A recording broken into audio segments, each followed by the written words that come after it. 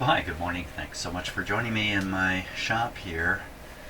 Wow, look at the size of that cabinet on my bench. So, yesterday's video when I was checking out the radio and finding out that it actually almost completely operates as it is, I mentioned something about there's no way the speaker is coming out of the cabinet because it's a special speaker. Well, I'm going to flip that around. The speaker is definitely coming out of the cabinet. That's what's happening next. That's what's going to happen on this video. And the reason is I've got to change the grill cloth on the front of the radio, and I can't get at it unless I remove the speaker. So that's what we're going to concentrate on. And once the speaker is out and available to me, I can continue on the chassis much easier. But the thing is, this isn't your average everyday speaker in here. Well, the speaker might be, but the box, the cabinet, and the arrangement around it isn't. So what I'm going to do off camera is just going to rearrange my bench a little bit, get this into a little better position to work on, and we're going to take this thing apart and find out what an acoustical labyrinth speaker is, or better known technically as a transmission line speaker. Great.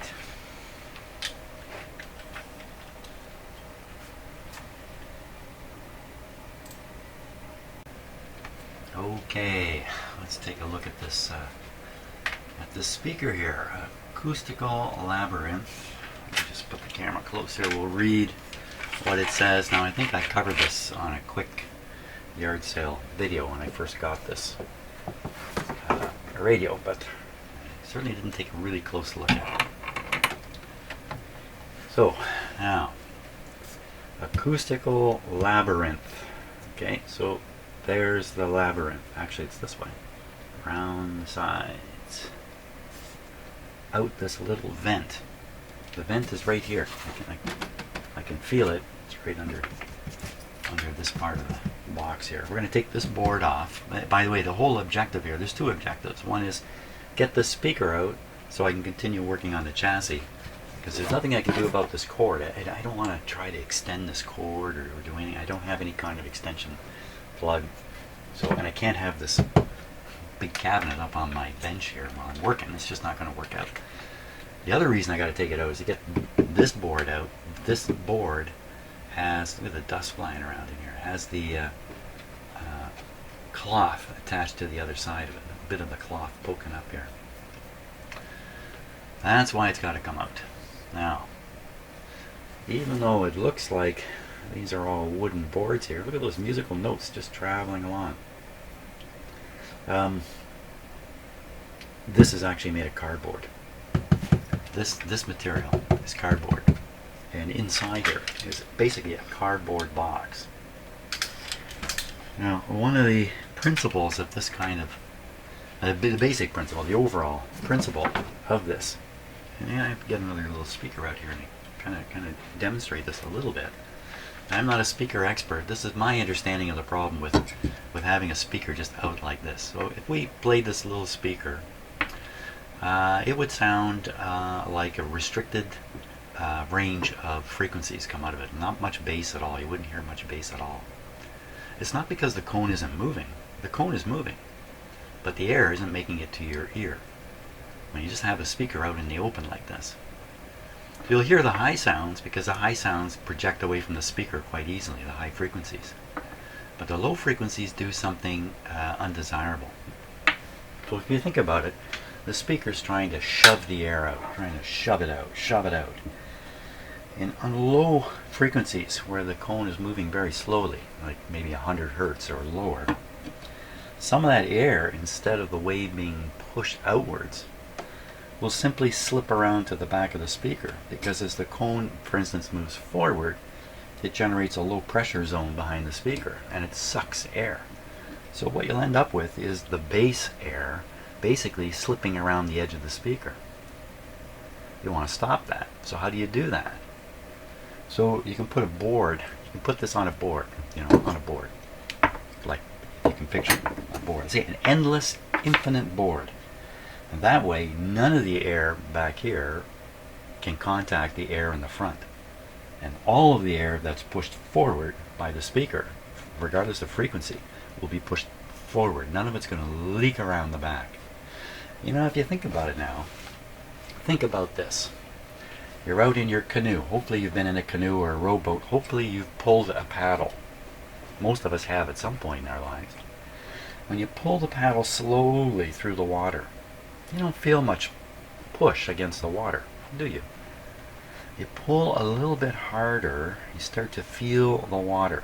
If you look at what's going on, you'll see, if this is a paddle, here, I'll use my hand, some of the water is piling up on the front and just slipping around to the back. It has to. I mean, you can't pull a vacuum in a lake with a paddle. You can't do that.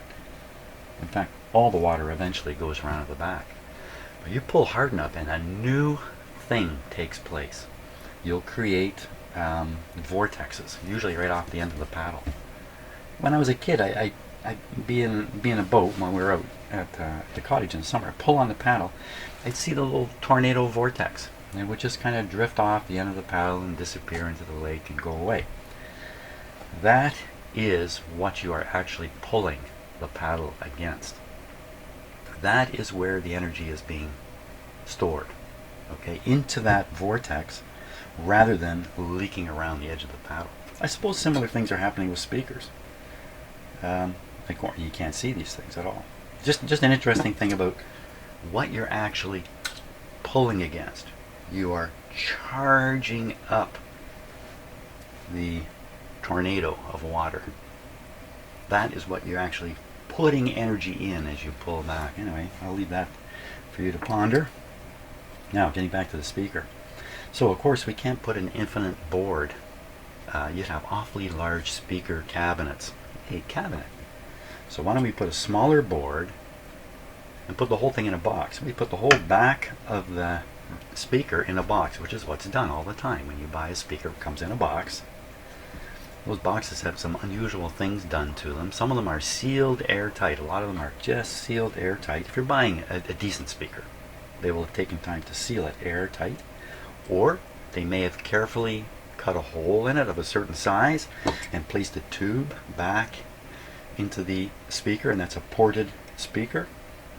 And why would they do that? Speakers have, and this is where we're getting to this speaker. We're getting there now. So the speakers have a limit in how high and how low a sound they can produce, and they have a roll-off, which means they get weaker as you reach the edge of their reproductive range. So if you want to extend it, if you want to get more bass out of your speaker, and this is about bass, by the way, then what can you do?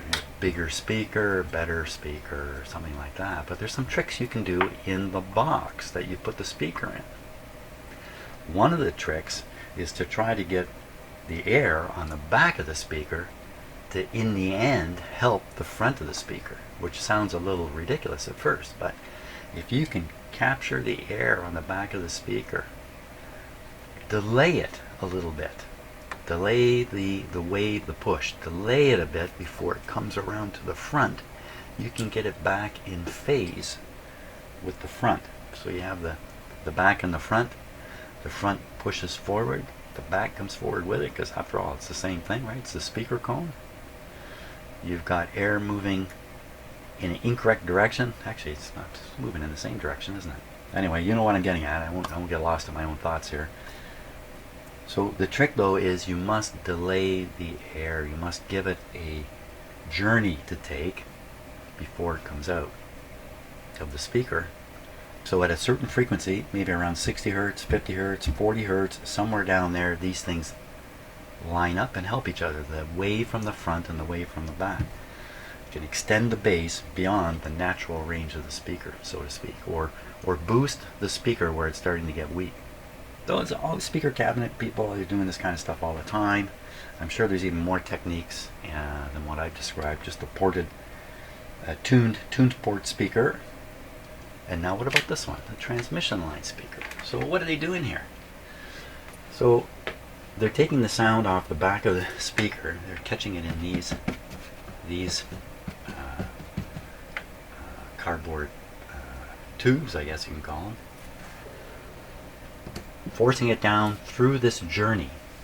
As it goes through the labyrinth, comes out the port down at the bottom, Okay.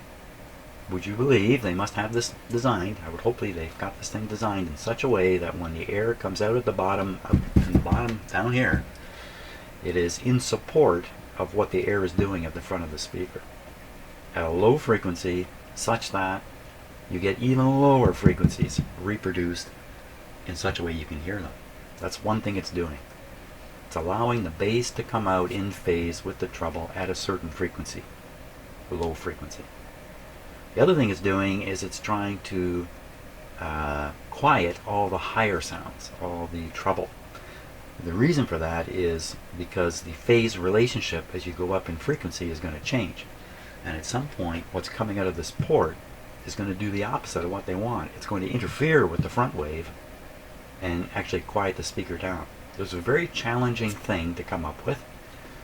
My understanding and reading about it is that it's an awful lot of experiment and fooling around to try to get one of these to work right. I don't think this is a common system anymore. I know there are speaker hobbyists who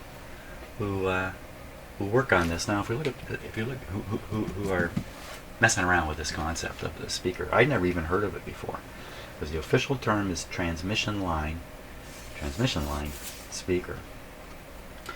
This radio is equipped with the famous, well, they didn't last, I'm sorry to say, Acoustical Labyrinth absorbs all the unwanted sounds. Now, to the inexperienced individual, I'm not sure what they think when they hear that. What unwanted sounds? Well, what are the unwanted sounds? Well, I think it really is a twisting of what I just said. The unwanted sounds are the higher frequency sounds coming out of the port. That's what you don't want. But they kind of make it sound like this speaker removes bad sound and leaves only the good sound. No. What's it say down here? An exclusive patent feature of Stromberg Carlson. So, very cool though. Now, does this really work, and does this really help? I don't know if we're ever going to be able to figure that out in here. You know what? Maybe we can if I think hard enough. What I could do is, while this speaker is out, once I get it out of here, once this speaker's out, well, there may be I'll say it again. Maybe there'll be a chance where I can have the speaker bolted against the board here without the box, without the labyrinth, and at that point we are hearing the speaker the way any speaker would in these typical radios. Do some kind of study on the sound range, put the box back together, and repeat the study. Who knows? Now, yesterday I looked quickly at this and I thought these cardboard pieces were nailed in up here, but they're not. They're screwed in with a bracket. So this is made to come apart. So, and I'm not the first guy to do it. There's screws missing down here. Now, what I'm counting on is that this is the radio that has the hidden gold bars in it that I'm looking for every time I take a radio apart. I'm looking for Grandpa's secret gold hoard.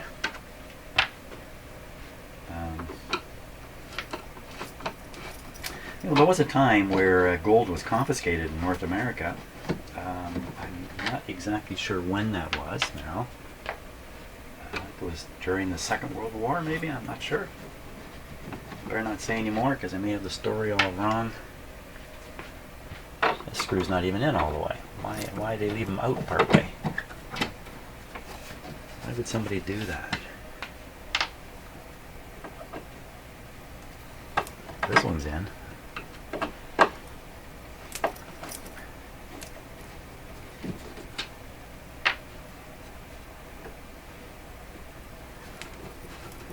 I think when the government confiscates gold, it pays you for the gold. I don't think it just comes in and takes your gold.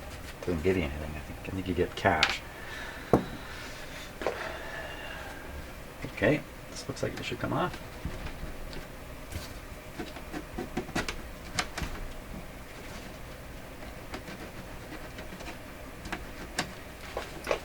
Oh, there's one more screw here.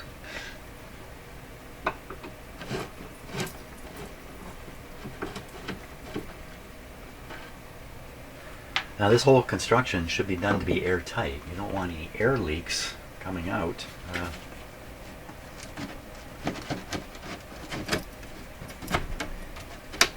Okay, what's in here? Oh, okay. I see some stuff. I don't know. Is it gold? What do I see there? I see I've won a screw.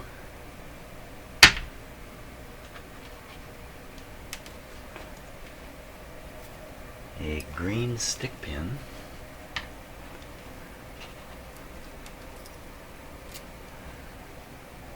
Some seeds. Oh, you know what that means? That means there's been a mouse living in here.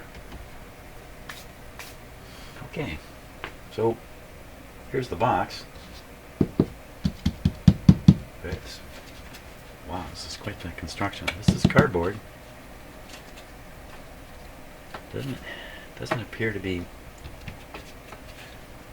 Like, what I'm wondering is, if I pull this out, is it just going to fall apart, or is it going to come out as a box and I can just put it back in later? Is it attached from underneath in some way? So I can feel the grill.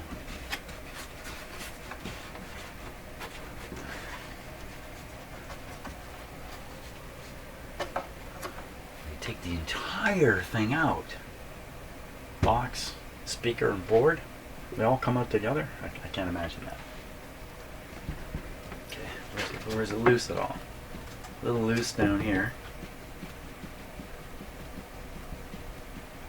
It's possible. The only thing holding this box in are these two screws. Let's take those out next.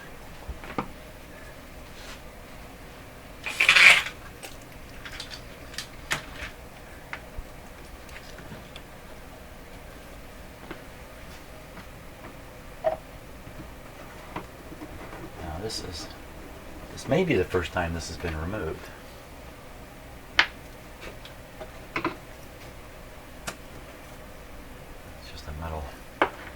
Metal plate there.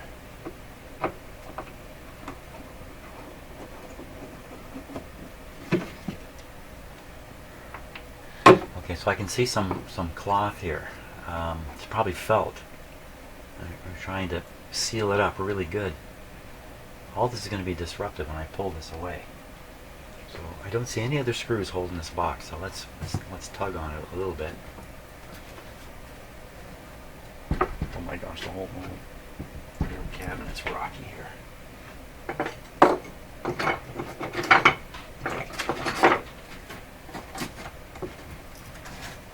I see why. Just put it back like that. There. Steady up the cabinet so I don't pull the whole thing down on top of me.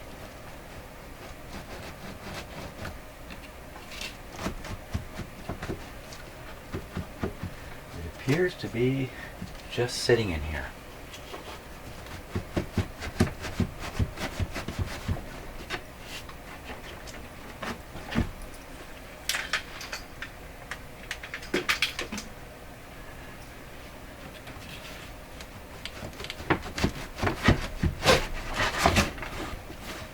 Boy, something gave way there at the end. I don't know what it was exactly.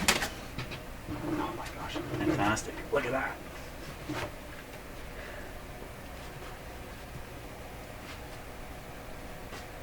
Let's look inside. The big secret here. What did they do inside this box? Here we see the felt trying to seal as best as possible against the speaker. The speaker is a special design for this. Stromberg Carlson paper. This is some kind of insulation, so this will be the trying to absorb the higher frequency sound and not let it get through. And the sound is going, it's going this way, down. I can feel another cardboard layer here with more of this material on it. So just like the diagram, this is how this is constructed. Nothing but cardboard.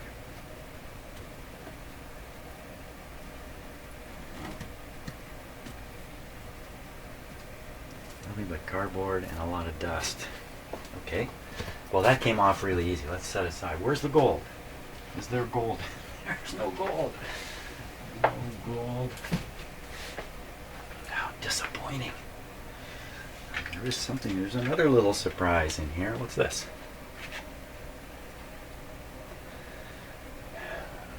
Use the Stromberg Carlson radio for television sound reproduction with natural tone.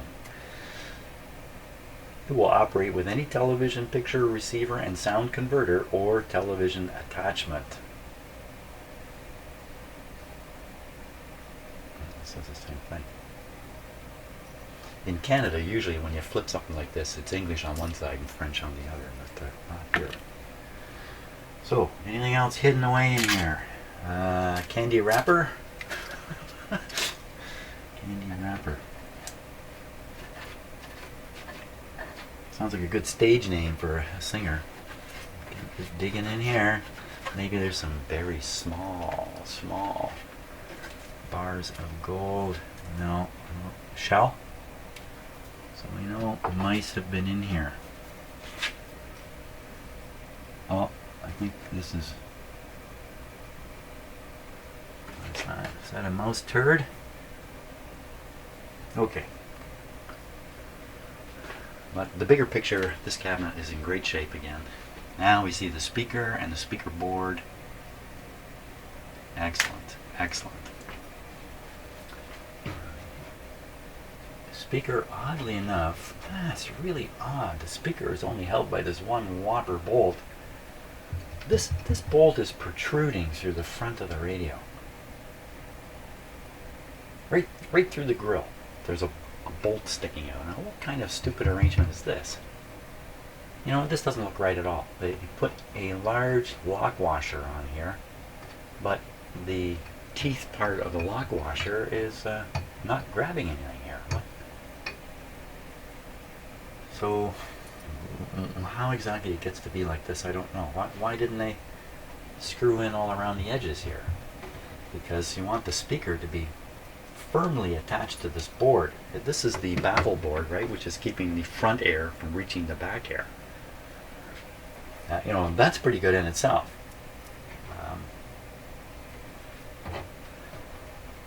I don't know why it's this way. Is there a screw hole in there?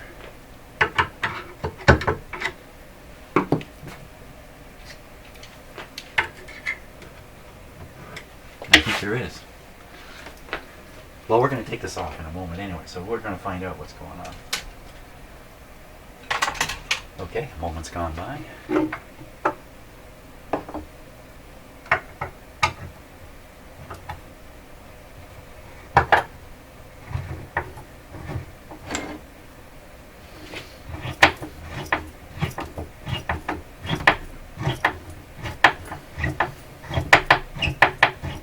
What am I turning against here?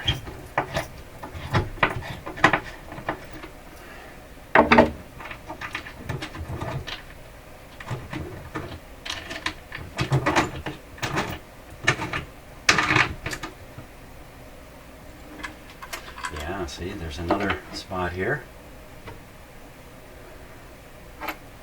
Why would they use a bolt so big that it goes right through the grill cloth and sticks out the front of the radio?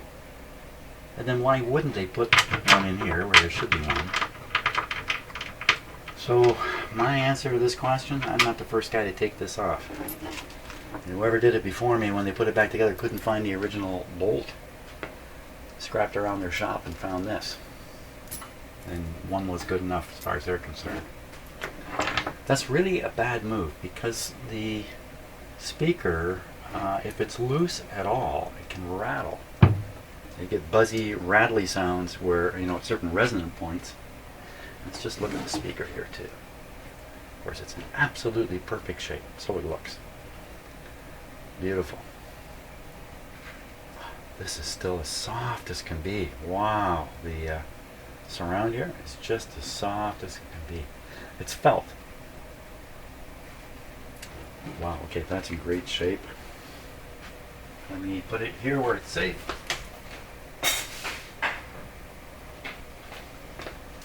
I'll put the big bolt here so I won't lose it.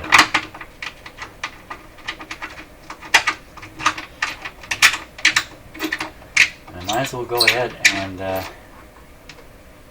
I think I'm going to leave this board on for now.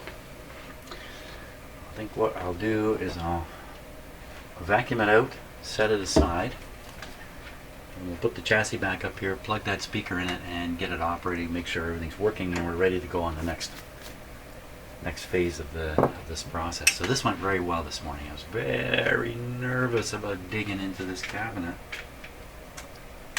Apparently I didn't need to be. Okay, so I'm going to vacuum. Yeah, I actually have hearing protection when I vacuum. Here. And the way I'll protect your ears is I'll stop the video. Okay, let's take a little closer look at the speaker here. This is typical of speakers out of these 1940s big radios. They do not have a permanent magnet in them. They're not magnetic at all. Let's just check and see. Okay, there's a little bit of residual magnetism in there. Not much though. Here on the core here. Do you see the big coil here? So this coil turns this into an electromagnet. And then there's another coil called the voice coil. Can you see in there? A little hard to see what's going on inside here, but these terminals lead to some very small flexible wires. Ooh, they're a little stiff. And there's a coil right around that cone. This is one of the few speakers that everything is really quite exposed. You put the sound in here, the sound signal, it goes in the coil in there, and then it moves up and down in the magnetic field created by this coil. There's no sound in this coil. So the thing about this coil is that it's part of the power supply. Very crafty designers figured out early on that they could kill two birds with one stone. They could create the magnet they need here, electromagnet, then use this coil to compensate for hum, or to eliminate hum. I'm going to use a better word for it, in the radio. These radios seldom hum. That's been my experience. They rely very much on this coil and not so much on capacitors. More modern radios from the 60s or late 50s and 60s depended much less on this coil. They got rid of this coil. They didn't do this with speakers anymore. They did what was true of that other little speaker I had here. Okay, so this little guy, this is Tesla, made in, what does that say there?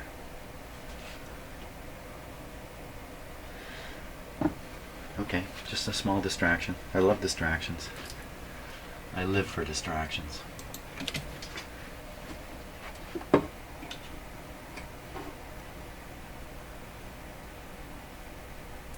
Made in Czechoslovakia, is that what that says?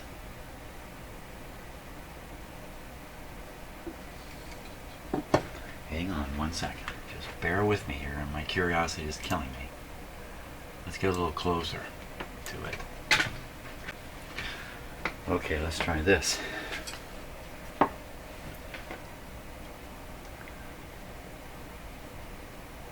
Czechoslovakia, but it's, you know, I had trouble reading that because it's not written the way it would be written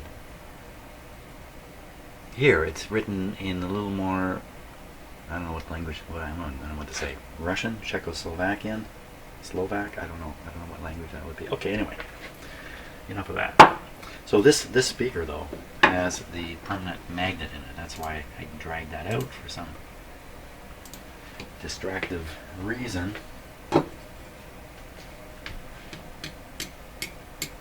Can't even feel it.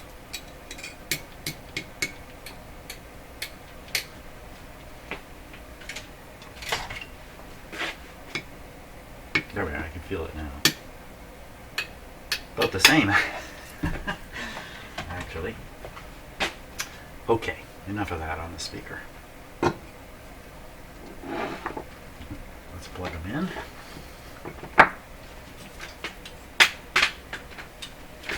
Now, yesterday I got this radio to work, in quotes. It's definitely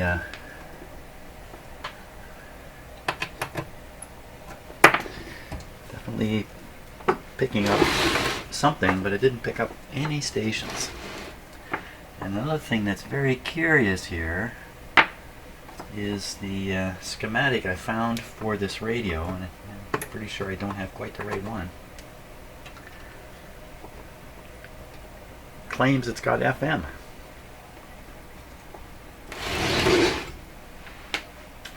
And what did I do with it? Oh, no, I put the schematic. What did I do with the diagram? Okay, I won't worry about it right now. But even the schematic I've got, it's really weird. Talks about FM. Talks about the band. It's a 50 to 75 or something like that. FM band. It's a very early FM band. But the actual diagram doesn't include anything that I would think is FM circuitry. So I don't know what kind of schematic I got. I don't know what's going on. I don't know what's going on. But that's normal. That's normal for me. So we're going to hook this up to a outdoor antenna for whatever it's worth. Once again, as I mentioned before, this antenna is on a long lead-in. There we are. Clip this onto the antenna back here.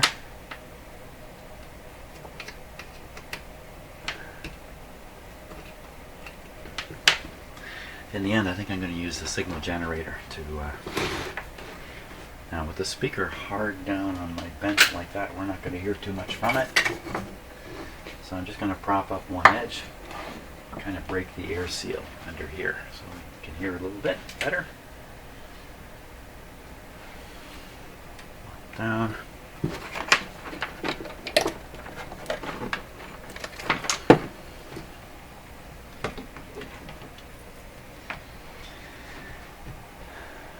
we all set?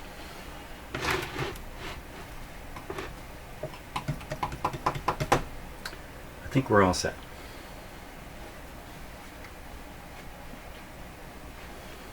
So this is supposed to, there's the on-off switch. Let's check it. We'll turn it off with great flair and finesse. Apply power. Okay, so first, these lights did not come on. The dial light did not come on. And just for more reassurance, explain my meters here a little bit. So this meter shows my house voltage all the time, 24/7. This one shows the voltage at the end of this plug. So we know what the voltage is right here. And right now, according to this, which is an even better way to read it, 123. And if you read this, it says 123. When I engage, when the radio comes on, I'm going to turn the switch on. You can watch these meters. See, this one should just pop a little bit. Don't pay attention to that. Watch this one. This one will drop down to nothing. It'll drop down. Well, this meter starts at 100. It doesn't start at 0. It's 100 to 140 with 120 straight in the middle. So the meter will drop right off the scale here and just sit here. And all you can say is it's less than 100 volts at that point. But you can watch this excitement now. Here we go. Switching on. There we go. Perfect. Now this will probably come up again. Let's keep an eye on it. The first thing that happens is a large amount of power is drawn by the tube heaters. Now, once they warm up, they draw less. And it's not going to happen in this case. But a lot of radios, after the tubes warm up, the current draws low. I just heard the speaker pop there. Not on this one. Not enough to... Anyway, ignore it. Ignore it all. Ignore me. There we go. So there's lots of volume on this radio. Oh yeah, so yeah, I didn't finish the weirdness about FM. So this radio has a band switch. Pretty sure it's this switch. It has 3 positions. So, well, 3 positions. AM, shortwave, and FM. No, wait a minute. There's no FM band here. But there's 3 positions on the band switch. Okay, so this is a tone switch. So this is a tone control. Why a tone switch with a tone control? And the instructions written on the schematic, and I have the feeling the sheet I don't have it in my hand right now to show you. The printed part has been pasted in there by somebody who's manipulated the information to get it all into one paper, one page. So I think it's written information from one radio and a diagram of this radio. That's what I think is going on there. It says right in the instructions, one of these buttons is an FM button, but it's not. It's not on this radio. So anyway, that's just confusion again, par for the course when you start onto these things.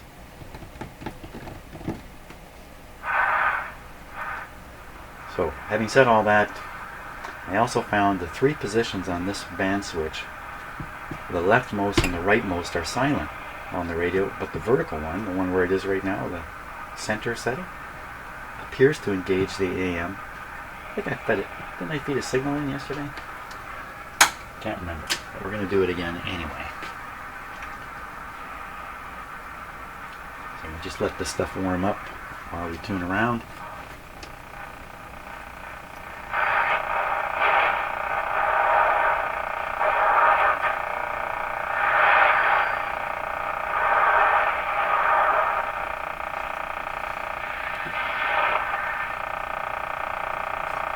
Now that sound you hear is probably just interference here in my shop.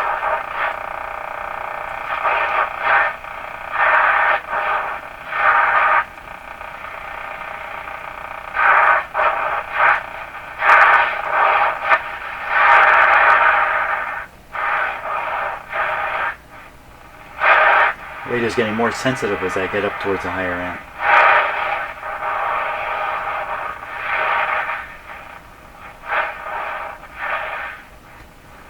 Other than presenting a lot of noise, it doesn't do much else. So let's see if we get the short wave band to operate now. It's either this way or that way. It's either was it a star, a full moon, a half moon, something like that on the front of this cabinet. Weird deal. I'm gonna stick a knob back on here. Make this easier on me. And this other switch too, I'm going to stick a knob back on there. Okie doke. So we'll go this way. Well, there's that clicky sound. And that's it.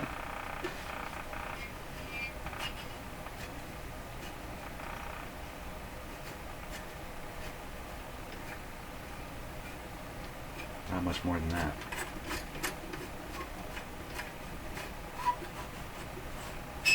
Okay, go the other way.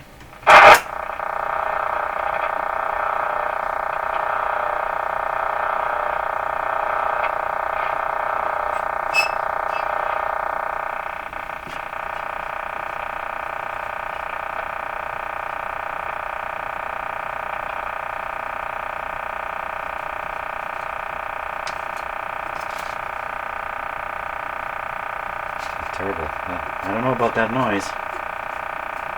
That's really consistent stuff. So maybe that is coming out of the radio itself. So we'll tune it to 10 megahertz, and we'll fire a 10 megahertz signal at it. And okay, so look at that. I disconnect that from the antenna, and that noise went away. You know what else? I also have this. Wait a sec. Let's go back. I still have it on that. Oh, for crying out loud, there's an earwig over there.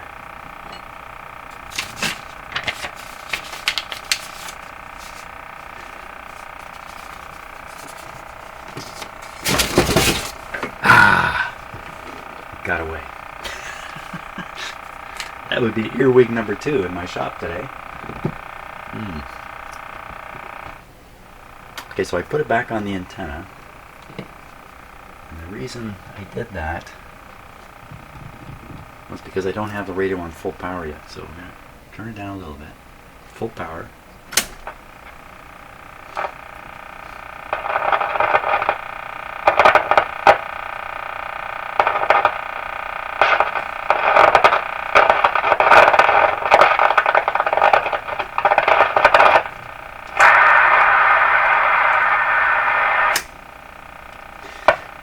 So those breakdown sounds, it's gone now, could be everything from tube contacts a little loose in here, band switches not making good contact. It's not the thing to panic about if you hear stuff like that coming out of a radio. It sounds like a component's ready to go sky high. Well, let it anyway, because a puff of smoke will help you find out what it was. But it's gone now anyway. Okay, so back over to this band.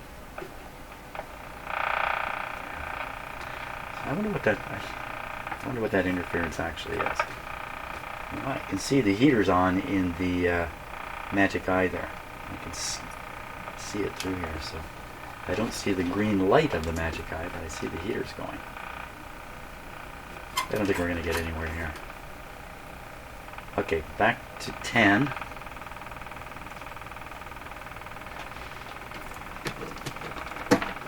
Okay, this time that sound didn't go away.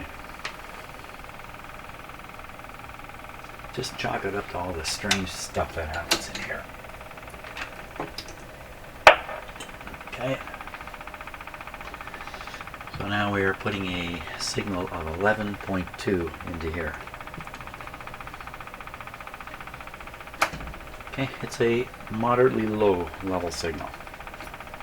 11 somewhere around here.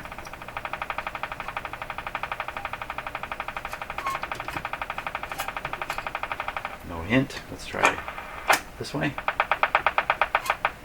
That's got to be this radio making that popping sound. Gone now, though. Nothing. Okay, tune it back to 10. Set this to 10. Oh, I hear it.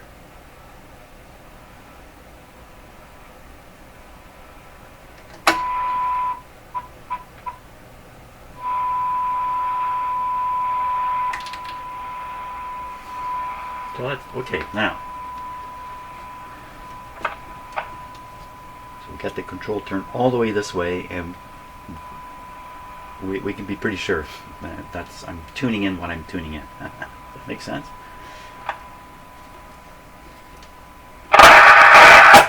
Now we're all the way to this way. So what have we switched it to?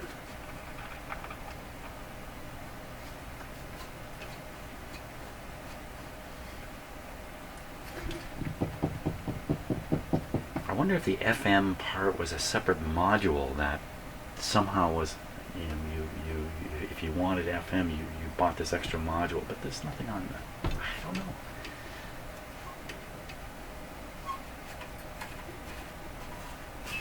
What could this setting be? Because the phono button here, see, kind of wouldn't expect it here. Okay, so if this in fact is a phono setting for some reason, phono and phono, I don't know why, but let's suppose it is, then touching the grid caps of the radio components should not come out the speaker. Yeah, it certainly does. So, the mystery remains. What's going on here with this control? Middle is AM. To the right is clearly a shortwave band. To the left, you got me. I don't know. Well, maybe it's something to do with the AM band. Maybe it's. Okay. Maybe. So, assuming it's the AM band, and we are tuned to down here 1 million. Let's fire in a 1 million signal here and see what we get out of it.